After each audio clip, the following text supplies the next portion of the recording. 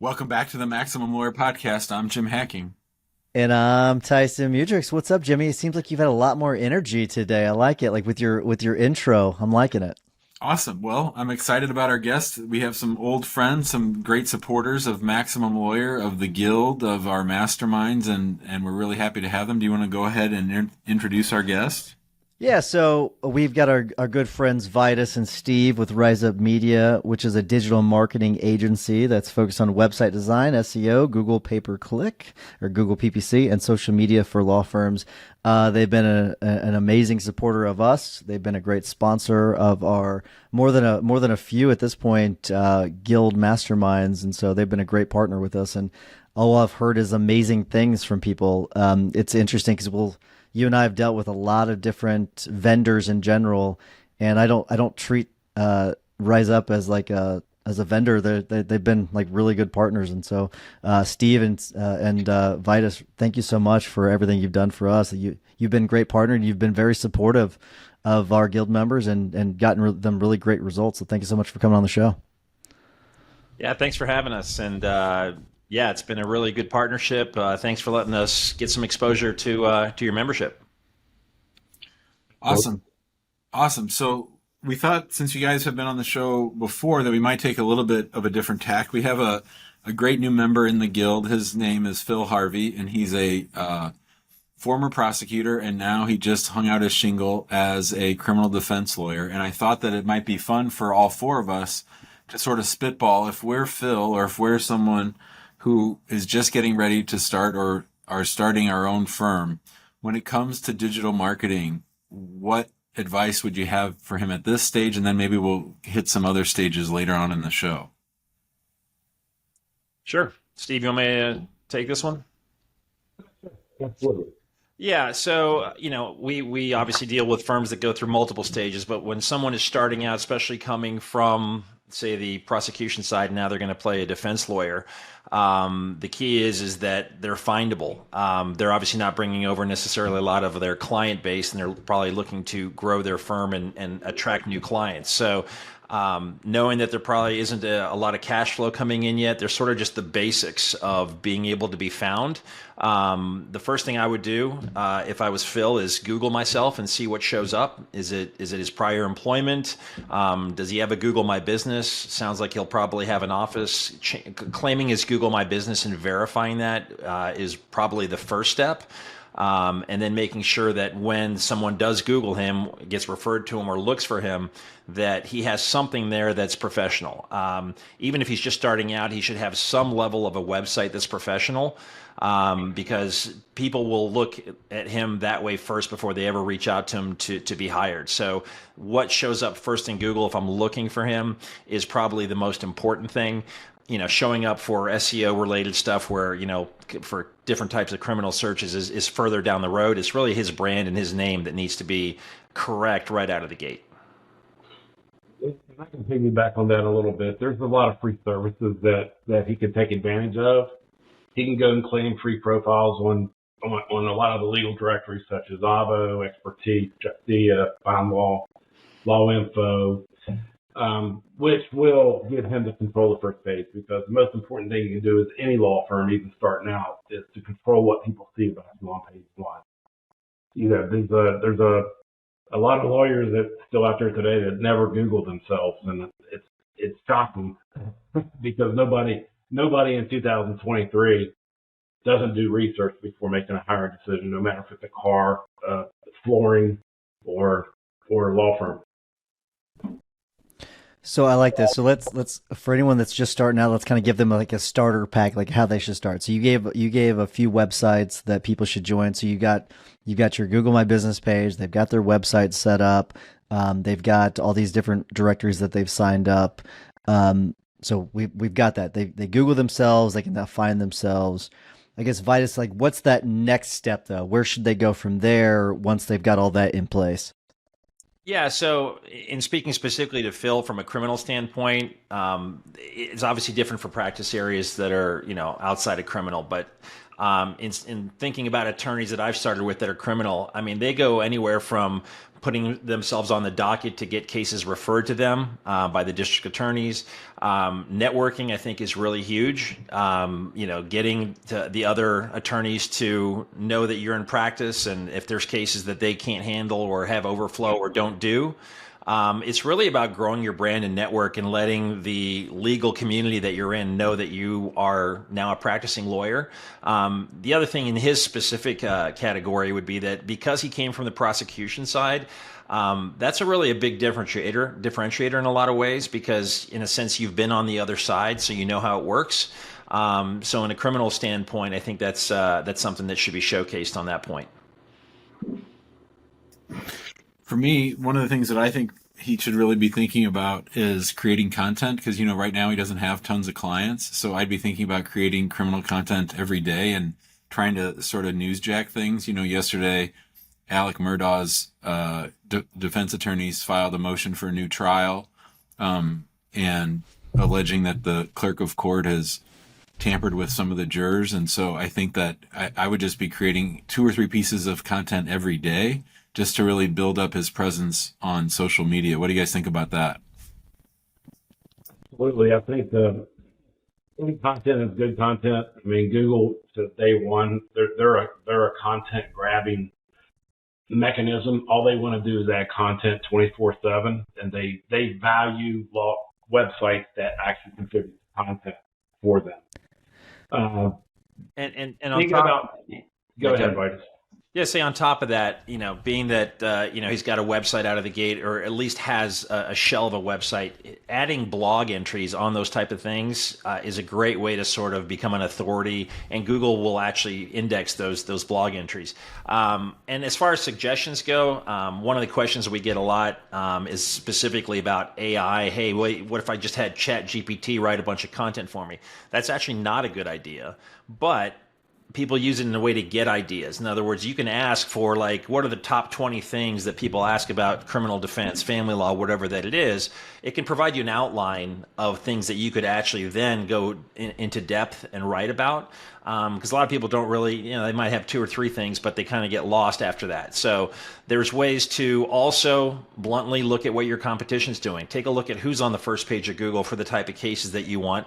Take a look at what their website says. Take a look at the type of things they're writing about. So obviously don't copy it, because that's a big no-no, but you can obviously take that to get ideas. So where does AdWords come into all this, though? So at what point should he start to consider AdWords? Because that can be a really effective way of getting cases really quickly. It's expensive, but it can be expensive. But when should that start to be a consideration? Okay. So I'll take this one, but actually it could be as soon as he can afford it. So the Google's new advertising mechanism is called local service ads, and if you do a search for a criminal lawyer, you'll see the 3 at the very top.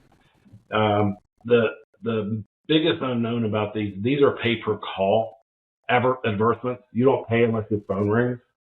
So Google charges, I think, a $500 a week minimum. So it's a $2,000, but you're actually only paying for phone calls for criminal law. So if somebody calls you for a family law case, but you only have criminal law checks, you can actually challenge Google to get your money back. So it's one of the most effective ways to get actual phone calls from people looking for a specific type of phone. We recommend that to almost every one of our clients, especially when you're just starting, because SEO is a long-term play. Nobody does a website and then starts ranking immediately. You have to index, and sometimes that takes 6-7 months. So it is a great way to get your phone ringing right out of the gate. Yeah, and to piggyback on that, Tyson, you specifically asked about pay-per-click, which obviously is the clicks to the website or landing page. Like Steve said, the first real avenue to advertise on Google should be the local service ads, because you don't have to spend the budget. If you put your money into pay-per-click, Google will spend your money. If it's $2,000, it's $5,000, $10,000 a month. They will spend your money. You can sign up for local service ads. Unless your phone rings, you will not get charged by Google. And the key to setting up a local service ad, which is basically tied to immediately, is your Google My Business. And so you have to have an authenticated Google My Business, and you have to have at least 5 reviews that actually start showing your stars actually showing up, because you won't show up in local service ads until you have that.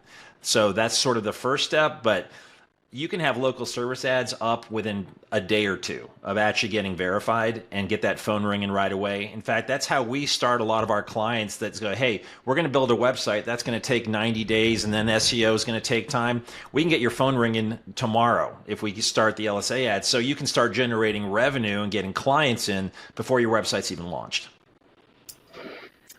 You're listening to the Maximum Lawyer Podcast. Today, our guests are Vaidas and Steve from RizeUp Media.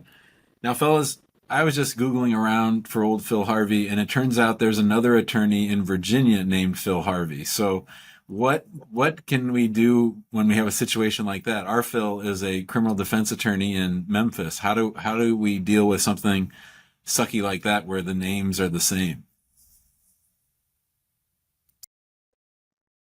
It really is, it's claiming your GMB and having your GMB set up in your firm's name, your actual name, maybe adding the middle initial to your name, and then add that to the bar association as well. So if he just has Philip Harvey, but he's Philip Mark Harvey, he can be Philip M. Harvey to the bar. And then Google is, if somebody's searching for Phil Harvey and they're sitting in, if he's in Miami and they're sitting in Miami, Google is going to assume that they're looking for Phil Harvey in Miami, if that makes sense. So the big thing is that he gets his name out there, his GMB set up the correct way, and have everything to match. So all of his listings that he claims that I talked about earlier, they should all be branded the same. So if he has Philip M. Harvey on his GMB, he should have Philip M. Harvey on his listings on all the legal directories that are free and the Better Business Bureau and things that's going to control that first page when people are looking for him. Yeah, and something else with that, the more directories that he actually signs up for and is listed, and it can be everything from, honestly, yellowpages.com, Yelp, anywhere where you can list a business, you want to claim those things. Most of them have a free option. The other thing that is really important, like Steve mentioned, is the name, address, phone number. It's called the NAP. And that means that you want them all to be exactly the exact same firm name. If there's a PLLC or something at the end, make sure that's on every single one of them. If there's a suite, you actually, you either abbreviate or you write out suite. You want it to match exactly. And when that happens and Google indexes that stuff, most people don't search for a person's name without entering some level of location, or if they're on their phone, Google knows where you are. But he'll have a better chance of showing up there versus somebody that's in New Jersey or wherever he said the guy's showing up. All right, so I searched Phil Harvey, attorney, Memphis, and he's got his Google My Business set up.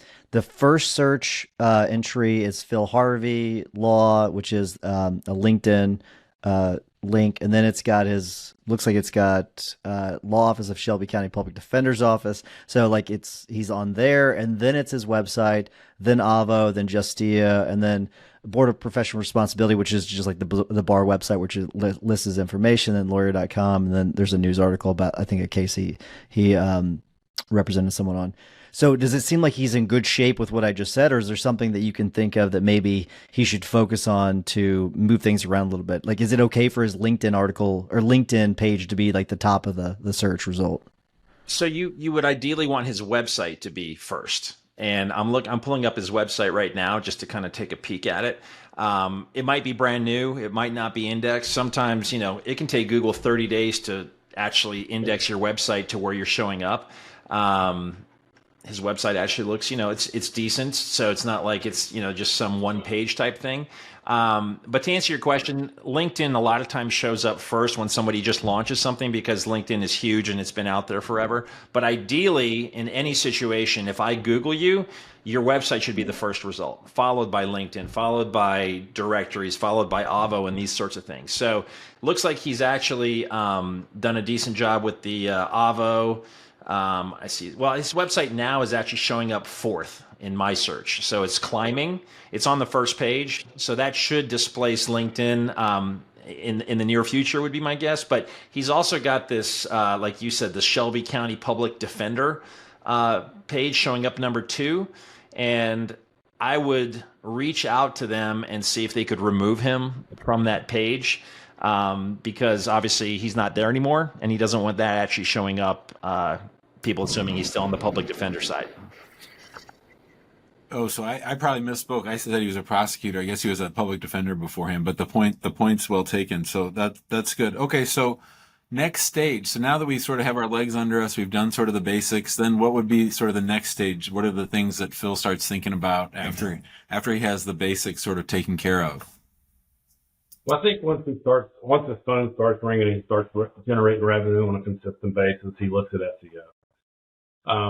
SEO is a long-term play for anybody, but it's the cheapest cost for client acquisition that you can get eventually, because the goal for us is always, like Vaidas said earlier, we will start people off on the local service ads because it gets the phone ringing immediately. But as you grow and build a firm, and 90% of you guys live on referrals from other attorneys, referrals from previous clients. But the goal for us is to get you to show up organically everywhere you want to be for what you want to be showing up for, right? For criminal law, we'll use Phil as an example. You not only want criminal law or DUIs in Memphis, you might want DUIs in the sub-communities outside of Memphis. But a good SEO strategy is basically writing a lot of content that has SEO on it and getting you to show up and getting calls through your organically instead of the ads, because eventually that's going to lower your client acquisition costs and build the practice. So that's probably my next step, Vaidas. Yeah, I mean, once he actually starts doing that, and again, getting back to the local service ads, I'm just remembering clients that are specifically in criminal law that like, hey, I need my phone to ring now, and I have a limited budget. So, the phone starts ringing, they sign 2 or 3 DUIs up, all of a sudden they just made $12,000 that now they have a little income coming in. Because the last thing you want to do is spend too little if you're going to do SEO. I mean, you can always grow into things, but, it's having done this for 20 years, there's a lot of wrong ways to do websites. And, that's one of those things where bluntly the service that you guys offer in your forums and things, where ask other attorneys what they're doing. If you're considering some options, there's nothing wrong with asking people, has anyone worked with these guys? Does anyone have any recommendations? Because you're going to get every lawyer out there has made bad decisions when it comes to their marketing, whether it's software, whether it's a website provider, whether it's you name it. And, learn from their mistakes, because most people are willing to share, like, yeah, don't go to these guys. I tried them. It didn't work, whatever those lessons are. But to kind of circle that back, it's really about growing your visibility and your footprint. What we tell our clients is work in your backyard first, try to get visibility in that area, and then grow exponentially out from there. And that takes time. Love it. All right. So real quick, I'm going to clip this part real quick. Jim, do we have time for more question, or do we need to wrap? Okay. So I had to check because we started a little late. All right. So this is a question that you may or may not be able to answer, but so I did search Memphis criminal defense attorney, and so LSA takes up the top part of the page, and then you got the 3-pack. And then it looks like it's almost like, for Memphis at least, we've gone back a decade where it's a lot about directories again. I feel like the Google had corrected that recently, and now it's back to directories. So as of right now in Memphis, based on what I just searched, should the focus be on the SEO, or is SEO sort of phasing out when it comes to things like that? Is Google trying to push you more towards the pay-per-click, the LSAs? So I guess my question is the SEO becoming less important, or should it still be one of your main focuses? Dave, I did the exact same search in Memphis. What it tells me is there's not a lot of attorneys that are doing SEO the right way. Anytime you see legal directories go on the first page. And Middle America is like this. I mean, the major cities have figured out, the Atlantas, the New Yorks, the Chicagos, the LAs. If you do a search for a criminal lawyer in those cities, you will not find a legal directory. So if we want to go back to the theme of Phil, this is an opportunity for Phil, because there's a lot of criminal firms in Memphis that just aren't doing SEO the right way. See, I think that's really valuable information. I love to hear that, because that means that he's got a real possible vacuum to go and actually do some work and start to take over. Yeah, let me I'll also add share on. something with you, Tyson. Let me finish this point. Tyson, are you still on the page? I'm still on the page. Yep.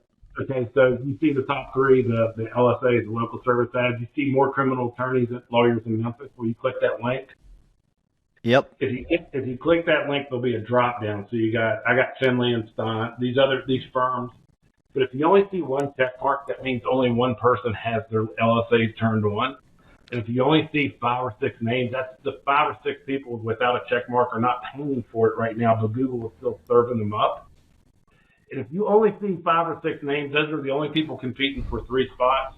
Get in It there. is an immediate phone call for Raj. I see Vaidas smiling because Well, I didn't know that. That's good information. I didn't know that. That's great.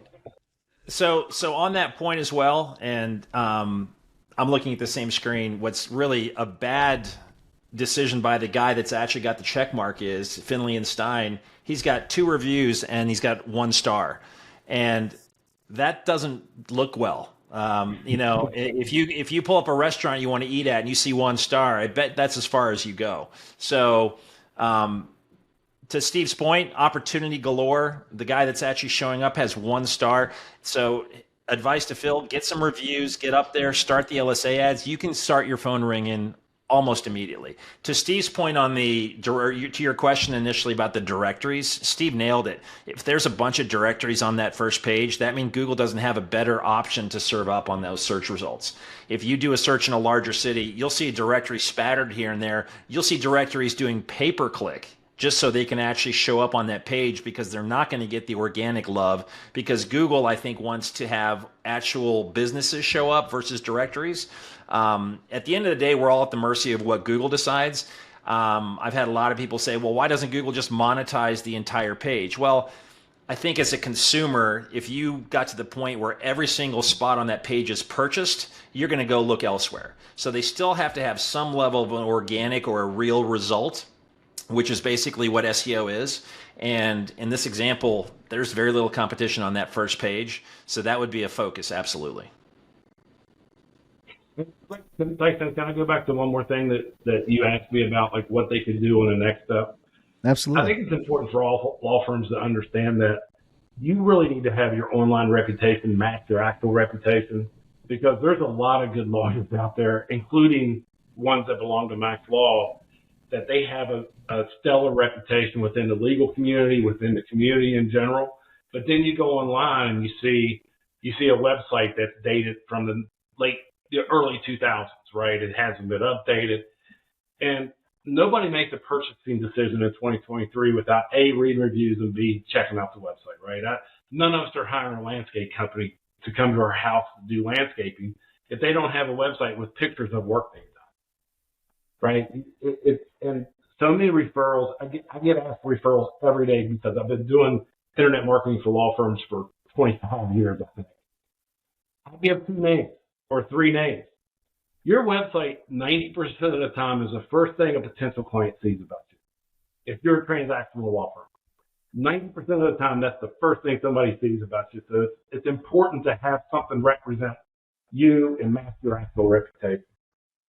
Yeah, and to piggyback on that, I tell people, before anyone calls you, before anyone these days even walks into your office, they are going to Google you. So is your website a good representation of why somebody should hire you, especially if they're going to compare you to somebody else? And that is a lot of times a bit of an eye-opener to people, because then they're like, oh, man, I had my kid do my website this weekend. Like there's certain things you want to outsource to the professionals, because this is going to have a big impact on whether people hire you or not. It's not it's not the best place to decide you've got a nephew that's majoring in computer science and he's got a couple hours to spare this weekend. Hire people that know what they're doing and can get you those results. So that's a perfect segue to my last question, which is, how does a young lawyer with a new law firm know when it's time to bring in the professionals? I know that, there might be an answer, as soon as he starts, but obviously a lot of people can't sort of afford that. So what are the signs that someone might be ready to transition to working with something as sophisticated as RizeUp? I think revenue stream, when you get to the point that you have consistent revenue, it's time to start marketing yourself. This goes to all law firms. I'll say the worst time to start advertising is when you need to, because we talk to a lot of you guys, and it's like, man, I got 30. We're working with a PI firm in Baltimore right now, and he's like, I got 125 cases going on, live cases going on, personal injury. And she said something that really resonated with me. She's like, but I can't wait until I need more cases to start advertising because then it's too late. That's my biggest recommendation to anybody. The time to do it is when you're doing well and you have consistent revenue coming in the door. Yeah, and let me piggyback on that. Revenue stream matters. If you have no money in the bank, it's really hard to spend money on advertising, right? So a lot of our clients are like, "Hey, I'm ready to start this. I'm waiting on this, settlement or this check to come in, and I'm going to spend the money then." So don't reach beyond your comfort level. No one wants to be up at night worrying about their marketing budget, right? But at the same time, as soon as possible. I mean, those local service ads are the easiest, cheapest way to get into getting that phone to ring. We've got firms that literally are like, I would spend every dime I could 100% into those local service ads if there was enough volume to support it, because it's the cheapest call acquisition, client acquisition strategy that's out there. And right now, Google's got those local service ads above everything else. Love it. All right, guys, we're going to wrap things up from there. Great information. Hopefully, we're going to have to get this to Phil right away because I think he's gonna get a kick out of this. Before we wrap, though, Vaidas and Steve, will you tell people how to get in touch with you if they want to hire RizeUp? Yeah, my phone number, you can call, text, is 704-953-7051. My email is Vaidas, spelled V-A-I, D as in David, A, S as in Sam, at RizeUpMedia.com, and RizeUp is spelled with a Z. Very Pretty good. easy. I'm Steve at RizeUp. My cell phone's 412-713-2764. But with Steve at RizeUp, I'm a little easier than Vaidas. Steve at RizeUp Media. RizeUpMedia.com. Very good. They're great guys to hang out with. And listen, we've had a lot of members stand up and just tell everyone how great they've done for them. But Tyson, if I can add one thing, if that's okay. Yeah. For anybody that's listening, Steve and I have been in this industry a long time. There's no pressure to work with us. We're more than happy to analyze anything that you're doing. If you think it's doing great, or if you have no idea, we'll be happy to put your stuff into our tools, give you some feedback. Just as an example, we just started talking to a woman that's spending an awful lot of money, and the company she's working with hasn't really given her any analytics whatsoever. And once we actually shared that with her, to say her jaw was on the floor would be an understatement. So the point is, if you don't know, and a lot of lawyers don't know, they just say, well, the phone's ringing, so it must be working. You really want to know where your dollars are working and where they're not, to make sure you're allocating it to the part that's going to get you the most clients. So we'll get on a Zoom call. We'll talk to you. We'll take a look at your competition. We'll take a look if what you're doing is working, the kind of traffic you're getting, and there's no obligation to work with us. We're happy to share that information. Love it. And you're month to month, which is also pretty awesome. Pretty amazing. Hold us accountable to your success. Yep, love it. All right, so let's wrap things up, guys. Before I do, I want to remind everyone to join us in the big Facebook group. Search Maximum Lawyer, find us. You'll find us there. Join us on our subscribe to our YouTube channel. You'll get a lot of our content there as well. And if you want a more high-level conversation, join us in the guild. Go to maxlawguild.com. And while you're listening to the rest of this episode, if you've gotten something from this episode, or if you enjoy our tips or hacks, if you don't mind leaving us a 5-star review, we would greatly appreciate it. Jimmy, what's your hack of the week? Well, since Vaidas and Steve were so kind to just give out their cell phone numbers, it reminded me of something I've been wanting to leave as my hack of the week, and that is that I don't like to give my cell phone number to my clients while they're my clients, but when the case is over, I like to give them my cell phone number so that they can refer me cases in the future. So Amani is sort of very militant about not giving out her cell number at all, but I've gotten lots of texts on my phone from people that I represented a long time ago, and just giving them my cell phone at that stage so that I don't have to worry about them bothering me the whole time during the case is a game changer. Well, let me just start by saying that might get you some business, but I think you're out of your freaking mind. But hey, man, if it works, good for you. I don't see myself doing that, but hey, man, go for it. All right, Vidas and Steve, we always ask people, our guests, to give a tip or hack of the week. So we get a double one here. So what you got? We'll go Vidas and then Steve. Yeah, so my hack is basically kind of a little bit on what we touched on already, and that is to understand what you're spending, have an analytics that are available to you, and make sure that whoever you're working with is a partner, not just someone that sold you something and basically tries to get you to renew year after year without actually diving deep into performance analytics. And as well as that, ask for help. There's no shame in asking other people, like, hey, what's working for you, what isn't. Most people aren't going to show their entire hand, if you will, but I'd much rather ask somebody and avoid a mistake rather thinking I can figure it out by myself. Love it. Steve? Keep on the phone thing. So if you're a firm that does a lot of marketing, once somebody becomes a client, give them your actual phone number to your firm, not your cell phone. My only Tim. You give them your actual number, not your trackable number, so that they won't view your results for your marketing. So that we have a lot of people that because they dial in a local service number, which is a recorded number by Google, they keep calling that number, and it charges them every time they call. Smart. So once you sign a client, give them your actual office number. Smart. Yeah, it's a good idea. All right, what I'll do is I was going to save this one. I'm going to stay on the phone theme. We're going to be switching before the end of the year from Ring Central over to Zoho Voice. Zoho Voice. So we've been with all the Zoho products for a couple of years now, and Zoho just launched Voice about a year ago, and we've been waiting for it to get good enough, and it is fantastic. We've tested out with some of our team members, and they say it's 1,000 times better than Ring Central. The call quality is substantially better, and it's a fraction of the price. So we're going to be switching over. Our contract ends with Ring Central at the end of the year. Unfortunately, we do have a contract, unlike with RizeUp, which they're month to month.